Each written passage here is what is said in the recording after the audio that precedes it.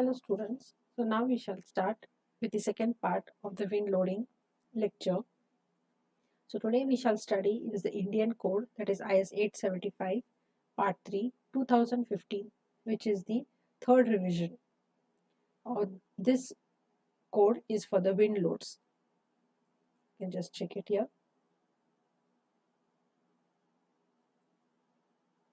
So here we have the third revised version. Now in this you will be seeing, that is, we see the part 1 is for dead load, part 2 is for imposed load, part 3 wind load, part 4 snow load, and part 5 special loads and load combinations. Now this one which we consider is the wind load, part 3. So now here in this code book you will be having the design, the analysis procedure, what are the factors we should consider, which are the formulas used for finding out the effects of the wind on the structure. So here we shall start with, first is the basic wind speed, that is we write it as, or we say VB value. So this basic wind speed is nothing but it is the peak gust velocity which is averaged over a short time interval of about 3 seconds, and it is corresponding to a height, a mean height above the ground level in an open terrain. Say the category is given as 2. Now in this code book you will be having a figure, that is this figure 1 which is shown here. So this figure 1 will give you the basic wind speed of the map of India. You can see this will give the basic wind speed values for the map of India for a height of about 10 meters above the ground level and for different zones of the country. Now this is found out for a 50-year return period. So return period is nothing but, it is, when we consider this the reciprocal of this value, we get a value that is the maximum wind speed that has been occurred during this period. So basic wind speed for different towns and cities is given in the annexure A in the code book. So how do we find this basic wind speed is? Now here you can see this is the map of India. If you know which zone it belongs, you will be seeing this chart here. So suppose if it is zone 2, you will be calculating from bottom zone 1, zone 2.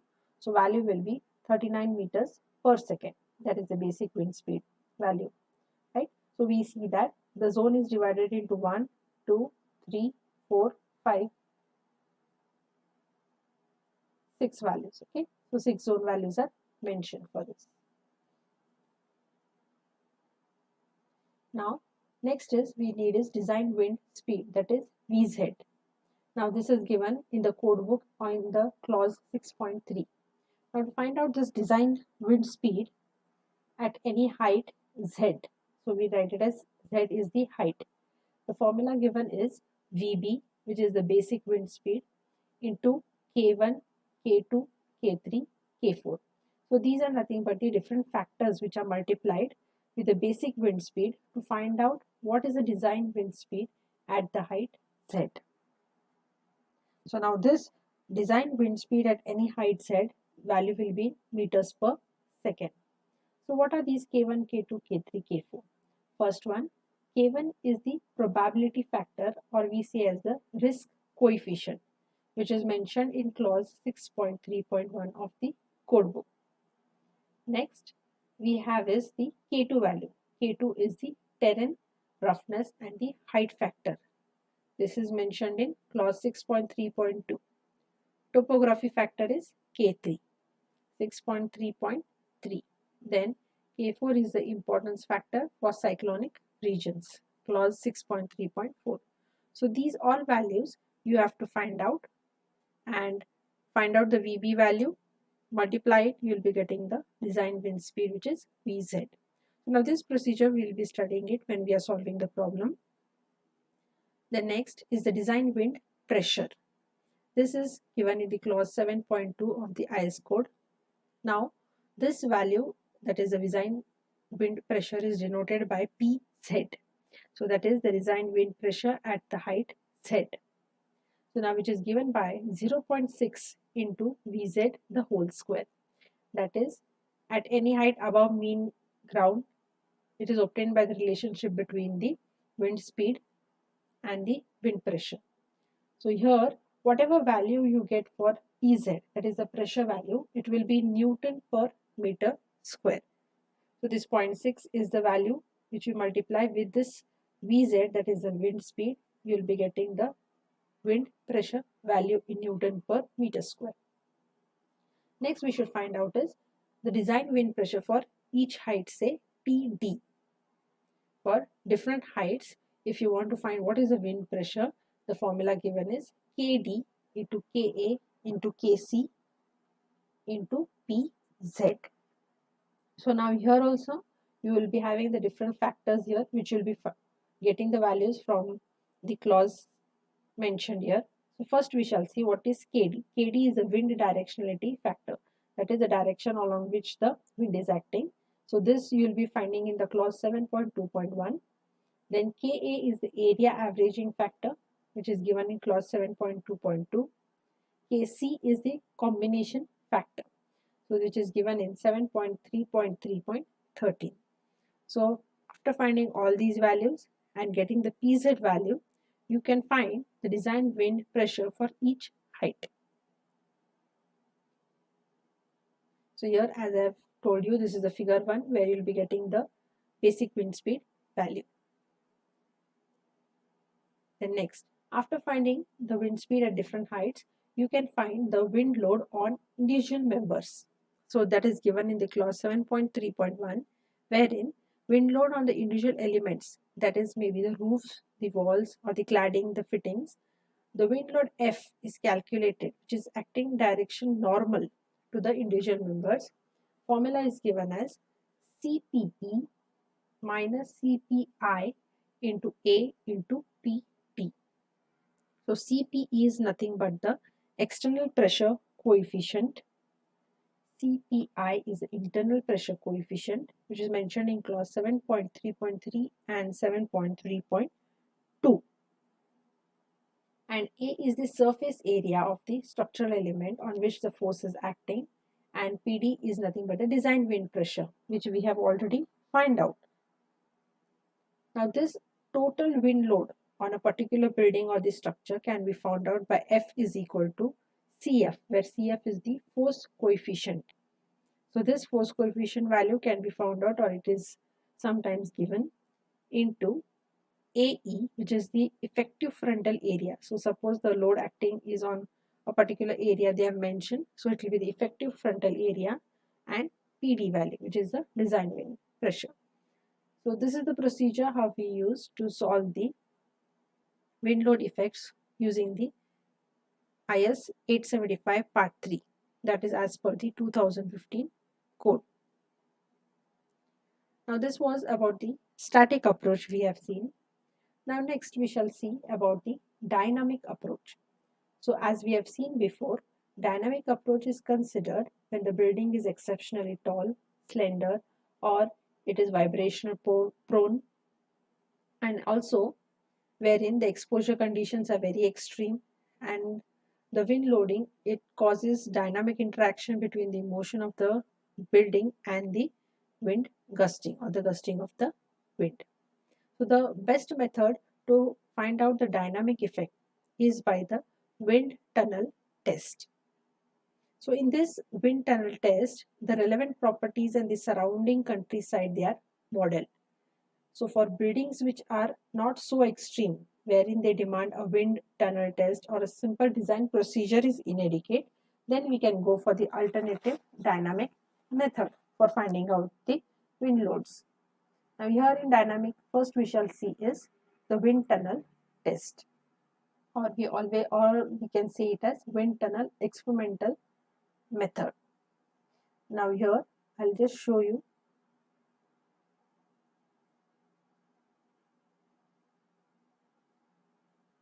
So here, this is the wind tunnel experiment setup, what is done. So this herein, the building is modeled, which is to be tested for the wind tunnel test. So here you can see, and the wind conditions, they are prepared in a room or a hall. So this is the setup we can see. So to start with, wind tunnel experimental method, we know that it is a dynamic procedure for determining the static pressure or the forces which are acting on the building. Now here the pressure or the force coefficients which are developed, they are used to find out the full scale loading. So here you can see that the building is modeled. So the building models, they are constructed to a scale of say about 1 to 100 or 1 by 1000 depending on the size, and an average we can say or a commonly used scale is 1 by 400. If the building's slenderness or flexibility is such that the response to excitation by the wind significantly influences effective wind loading, then wind tunnel test is to be done, which is to be a fully dynamic one. So if we say that if the gust wind it is very high and it caused too much excitation in the building where the building is very much slender and flexible, then we shall go for the wind tunnel test and it should be fully dynamic one. Next is, so the elastic structural properties and the mass distribution and the other characteristics of the wind, they should be modeled. So as I have shown you, the models which are prepared, they should be prepared exactly as the building is to be modeled and say to a scale of 1 by 400. Now since the tall buildings, they exhibit a combination of shear and bending behavior that has a fundamental sway model comprising of the flexural shaped lower region and relatively linear upper region. So this is represent approximately in the test by a rigid model. So as we see the model which is there, which is having a spring base, and that is the combination of shear and bending behavior will be the same seen in the model. So here we can see is just I have given you the deformation shapes. So this wherein the horizontal loading is considered on the building, we see that the wind load is maximum at the top which is acting. Then as we know that moments maximum at the base, since it will be acting as a cantilever, required stiffness. So what we required stiffness is the base should be stronger enough as the wind loads, horizontal loads which are acting, it should not make the building to topple. So the required stiffness at the base should be more. I mean this here we can see in the next figure here, the deformation shapes of tall buildings, the bending deflection. So as we see here, the wind loads are acting. This is the bending effect or bending deflection which is taking place. And here we see is the shear shape or the shear deflection which is taking place due to the loads acting. And here is the total deflection. So these all should be considered while making the model in the wind tunnel test. So in this third one where we can see is the combination of the shear as well as the deflection. So here we can say is at one point at the middle somewhere where the point of contraflexure is there, it is almost stable you can see here, wherein this is the flexural shape due to the bending and this is due to the shear shape which is obtained. Now more complex models are used when the different modes are to be needed in the model, that is the different modes may be due to the oscillations, that is the torsion which is expected. So if torsion is the additional mode, then more complex models are to be done. These models consist of lumped masses, springs and flexible rods, and they should stimulate the stiffness and the mass properties of the prototype. So whatever model we make, it should have all the oscillations. So whereas the lumped masses, the spring and the flexible rod, all they are to be designed so as to stimulate the stiffness and the mass of the prototype. Then the wind pressure measurements. How the wind pressure measurements are made? By using the flush surface pressure taps which are placed on the faces of the models. The pressure transducers are used to obtain the mean or the root mean square and the peak pressures. Then the working section of this tunnel are up to maximum of about 6 feet square and they operate at atmospheric pressure. So here as I shown here, this is the prototype model which is to be prepared exactly as the building is to be made with all the specifications, and also the atmospheric condition should be maintained. Next, we shall see is a detailed analytical method. Now in this wind tunnel testing, it is highly specialized. Now what we have seen the wind tunnel experimental is, it requires lot of cost, that is we see it is expensive, the procedure is expensive, and also it is a high cost project. So if we need a simple approach for the wind loading and wind tunnel, we go for this dynamic wind loading that is calculated using the code book. So now here we see that IS 875 part 3 2015, wherein they have mentioned the calculation of dynamic effects of wind on tall structure. So when dynamic effects on tall structure is to be calculated, the gust factor is considered. So we have seen before, gust is nothing but it is a sudden increase in the wind speed.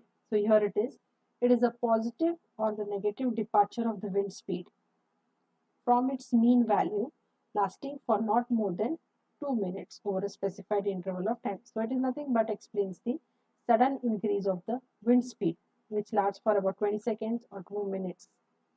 So one of the causes for the wind gust is when there is a sudden shift from high pressure to low pressure, and other reason is due to the terrain or the land surface area.